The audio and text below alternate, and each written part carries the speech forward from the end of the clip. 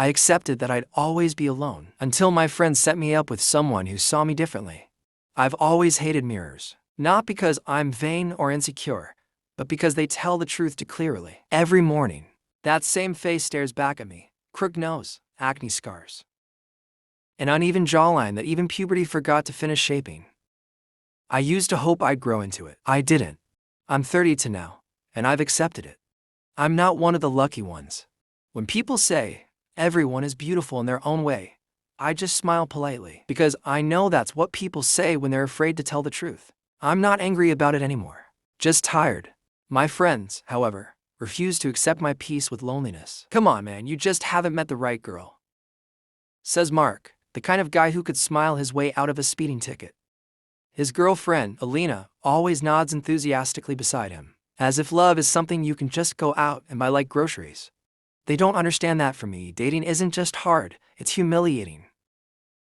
I tried the apps once. One day, the girl walked in, saw me, and I could see the disappointment freeze her face before she even sat down. She stayed for 15 minutes, polite conversation, fake laughter, the occasional glance at her phone. Then she remembered an emergency and left.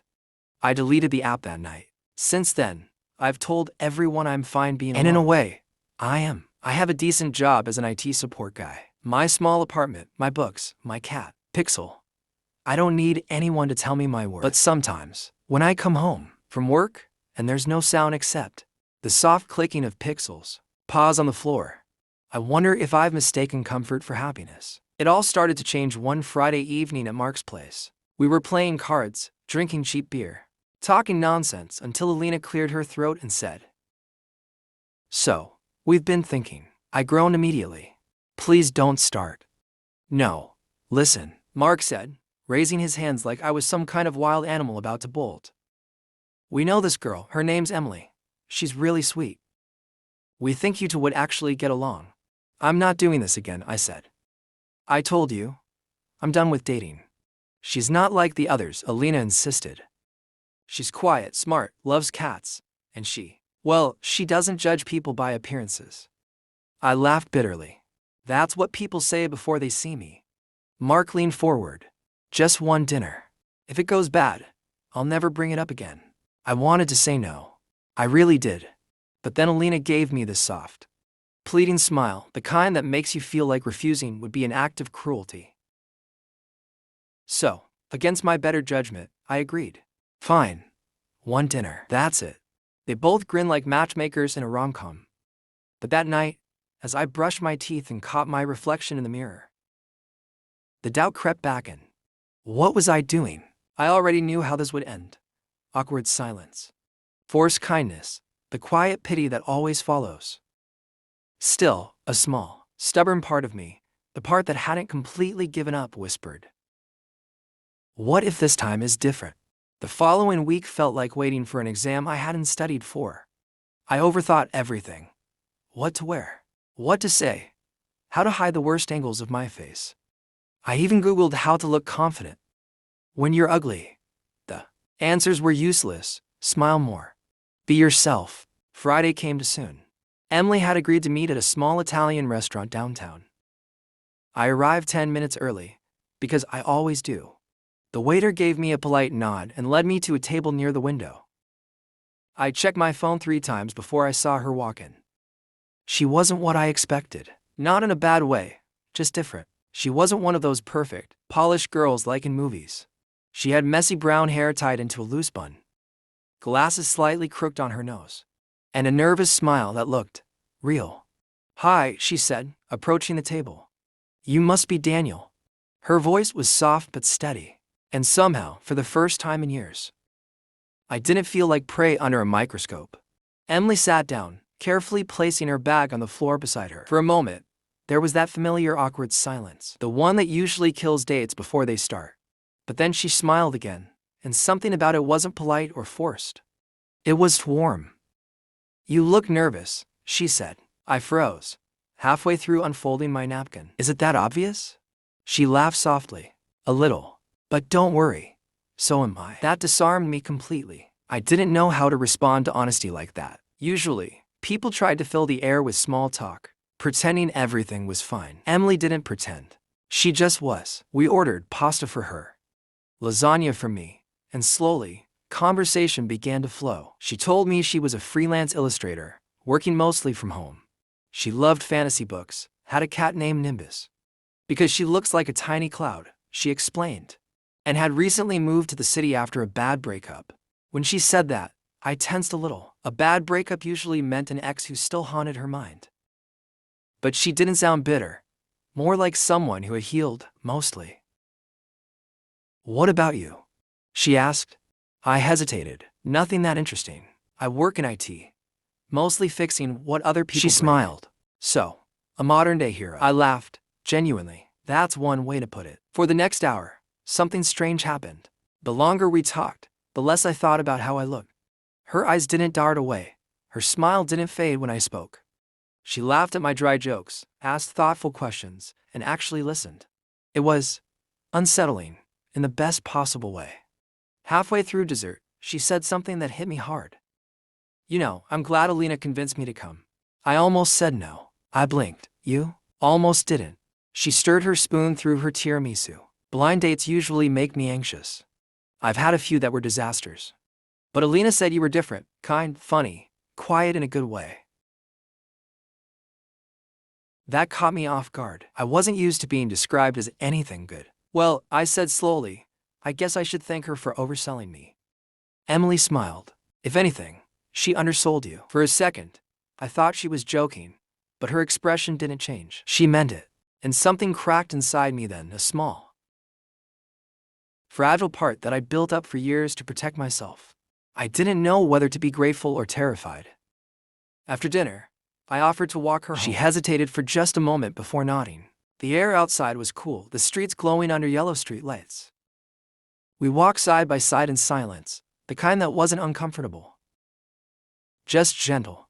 She told me more about her art, how she used to draw people but stopped after her ex called her weirdly obsessed with faces. Now she mostly painted landscapes. I miss it, though, she admitted. Drawing people. It's like capturing a story that words can't tell. That's poetic, I said quietly. She smiled at me. Maybe one day I'll draw you. I laughed awkwardly. Trust me, that'd ruin your portfolio. Her expression softened.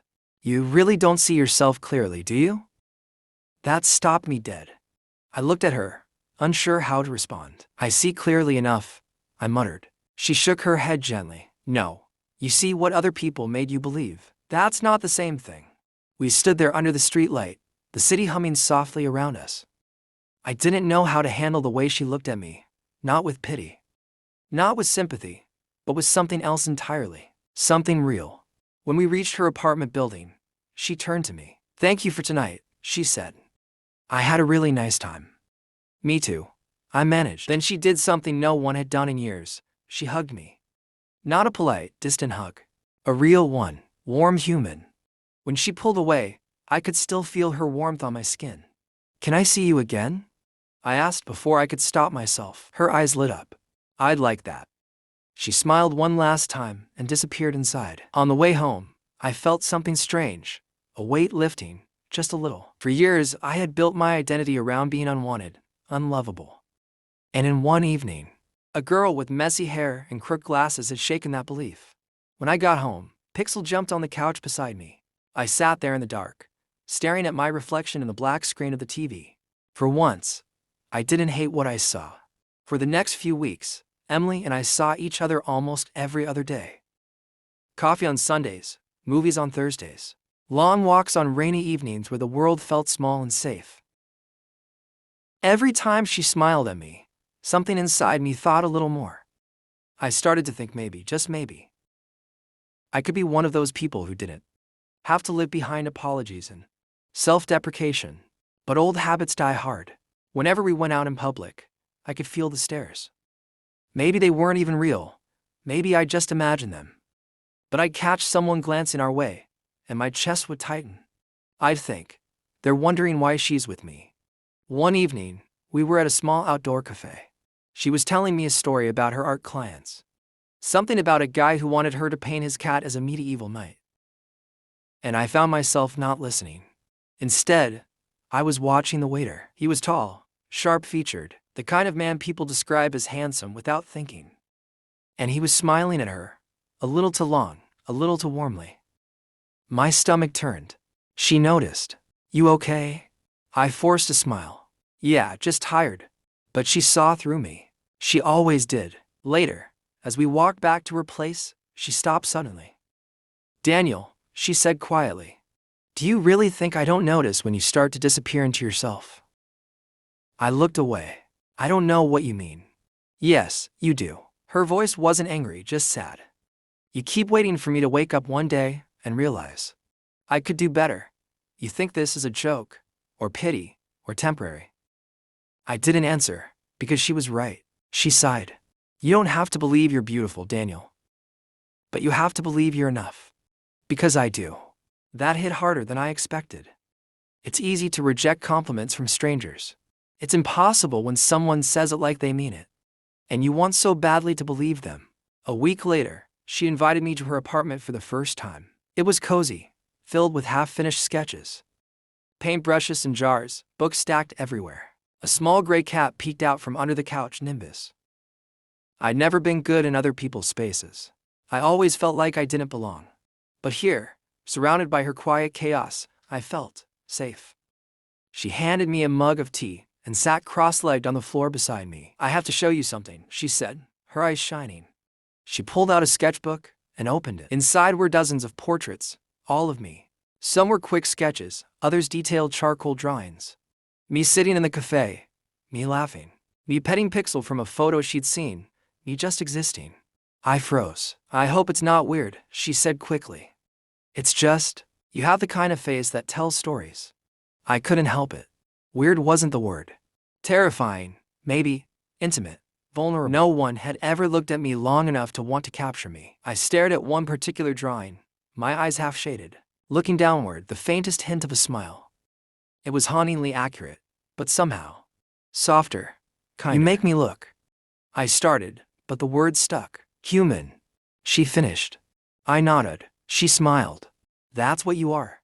And for the first time, I believed her. We spent the evening talking about art, life, and fears we never told anyone. She confessed she used to hate her body, said her ex had made her feel like she had to earn affection. I told her about the years I spent avoiding mirrors, about every date that ended with pity in someone's eyes.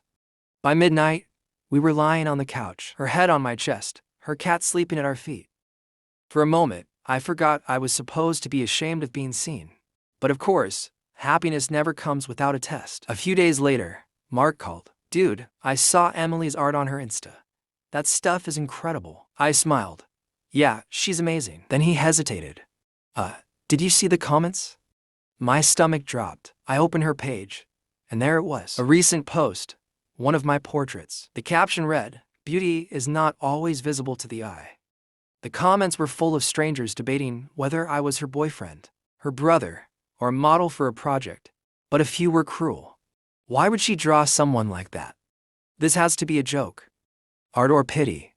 My throat tightened. I didn't blame her. She hadn't written my name. But I saw myself in those sketches. Everyone did. When Emily called later, cheerful and unaware, I couldn't bring myself to answer. I spent that night staring at the ceiling. The old voice in my head whispering again, see? You were right all along. You don't belong in her world. I didn't sleep that night. Every time I closed my eyes, I saw the comments, words that cut deeper than they should have. It wasn't the cruelty itself. I'd heard worse. It was the reminder that the world still saw me exactly the way I feared, as something less than human. By morning, I convinced myself that Emily deserved better, that I was doing her a favor by walking away before people started judging her for being with me. So, when she called again, I finally answered. Hey, she said, her voice bright. I was starting to worry. We need to talk. That sentence changed everything. I could almost hear her smile fading on the other end. We met that evening at the park near her apartment. The air smelled like rain, and the clouds hung low over the city. She walked up slowly, her face tense. What's going on? I didn't look at her. I saw the post. Her brow furrowed. The sketch? Daniel, I didn't even tag you. It doesn't matter, I said. Everyone knows it's me. So what? She asked softly. It's art, It's beautiful. Not to them, my voice cracked. You saw the comments, right? They were laughing at me. Her eyes filled with confusion and something like pain. You think I care what strangers say? It's not about you, Emily. It's about us. I don't want you getting dragged down because of me. She took a step closer. You're doing it again, she whispered. You're building a wall and calling it protection. I finally looked at her. Maybe that's all I know how to do. She shook her head, tears glinting in her eyes. You think you're being noble, but you're just scared. You'd rather be lonely than risk being loved. Her words hit harder than the comments ever could. I wanted to tell her she was wrong, but I couldn't, because she wasn't. We stood in silence for a long time, the rain starting to fall around us. Finally, she said, I can't make you love yourself, Daniel. I can only show you how I see you. Then she turned and walked away. I didn't try to stop her. When I got home, the apartment felt colder than usual. Pixel sat on the couch, watching me with those curious, unblinking eyes, the only creature that never cared what I looked like. I sat down, opened my phone again, and scrolled through the hateful comments. Each one felt like confirmation of everything I'd believed my whole life. But then, between the cruelty, one comment stood out. I don't know who he is, but there's something peaceful in his expression, like someone who's learned to survive. I read it over and over. Just one voice, small, buried beneath the noise, but it was enough to crack something open again. Maybe not everyone saw what I saw. Maybe Emily was right. Maybe I'd been the cruelest one all along, to myself. A few days passed before I worked up the courage to see her again. I found her at her favorite cafe, sitting by the window with her sketchbook. She looked up when I walked in, her eyes guarded. Hey, I said quietly. Hi, can I sit? She hesitated, then nodded. For a moment, neither of us spoke. The air between us felt heavy but not broken, just waiting. I was wrong, I said finally. I thought I was protecting you. But really, I was just protecting my fear. She said nothing, just watched me, tears beginning to form again. I don't know how to stop seeing myself the way I always have, I continued. But I want to try. With you. If you'll still let me. Her lips trembled into a faint smile. You really are an idiot. You know that. I laughed weakly. Yeah, a slow learner. Then she reached across the table and took my hand. You don't have to be perfect, Daniel. You just have to stay. And I did. Months later, Emily held her first small art exhibit. She insisted I come, even though the idea terrified me. The gallery was modest. White walls, soft light, paintings that told quiet stories. One section was dedicated to a series called The Human Shape of Hope. It was all me, not in the literal sense, but through moments she captured, my hands holding Pixel, my reflection in a window, my smile half hidden behind a coffee mug. People walked through and murmured softly, but this time, I didn't care what they said, because beside me, Emily squeezed my hand, a silent reminder that being seen wasn't the same as being judged. At the end of the night, a young woman approached her. Your portraits feel honest, she said, like they see people the way they really are. Emily smiled and looked at me. That's the goal. When we got home that night, she kissed me and whispered, You still think you're not worth looking at? I smiled. Maybe I'm starting to believe otherwise. I still have bad days. I still avoid mirrors sometimes. But now, when I catch my reflection, I see something different. Not beauty, not perfection, just life. The kind of life that fought to exist, even when it didn't feel worthy. I used to think being loved would fix me. It didn't. It just gave me permission to start fixing myself. And that, I think, is what love really is, not a cure, but a mirror that shows you who you've been afraid to become.